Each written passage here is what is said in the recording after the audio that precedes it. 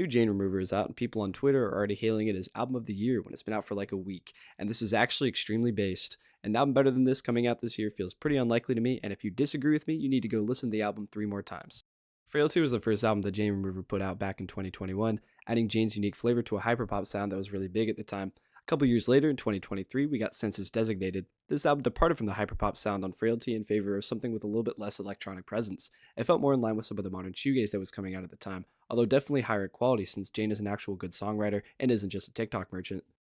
Still, though, it felt like the album's sound wasn't quite what I wanted out of a follow up to Frailty. It felt a little bit more spaced out and slower, and it almost felt like Jane was boxing themselves into this contemporary shoegaze sound at times. This is purely personal preference, though. There are a lot of people who really like this album, and I have no hate towards them. Then the first single for Revenge Seekers came out, JRJRJR. After listening to Census Designated, this was like a splash of cold water to the face with how different it was. If you showed this to your friend who's a big experimental hip hop fan or a big Rage fan and said, "You fucking with this new shit?" he'd probably say, "Yeah, hold on, let me listen to the rest of their albums." And then he'd probably get extremely disappointed because they really don't have anything else that sounds like this at all.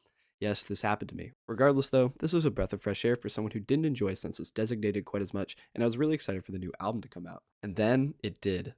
The album has that same rage beat feel throughout, but it combines it with a lot of the hyperpop elements we saw in Frailty, and even some fun electronic dance bits.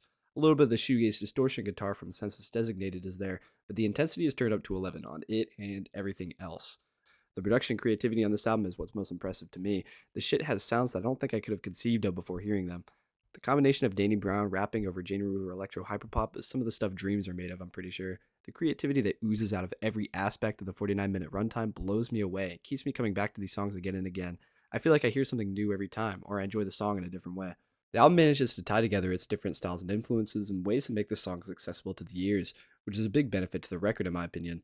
The album includes a wide range of electronic music styles, from electro or hyperpop all the way to even some hardstyle and dubstep sounds in some tracks.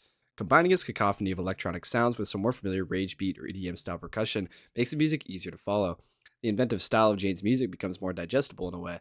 It takes some songs that might otherwise be too abrasive and makes them into something your brain can properly interpret and appreciate for what they are.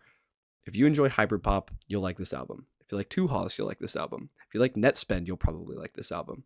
Honestly, if you enjoy classical music exclusively and you think music peaked with Beethoven, I'd say you still probably are going to like this album. Go listen to it. 4.5 out of 5. Dark Knight Castle is kind of mid, to be honest.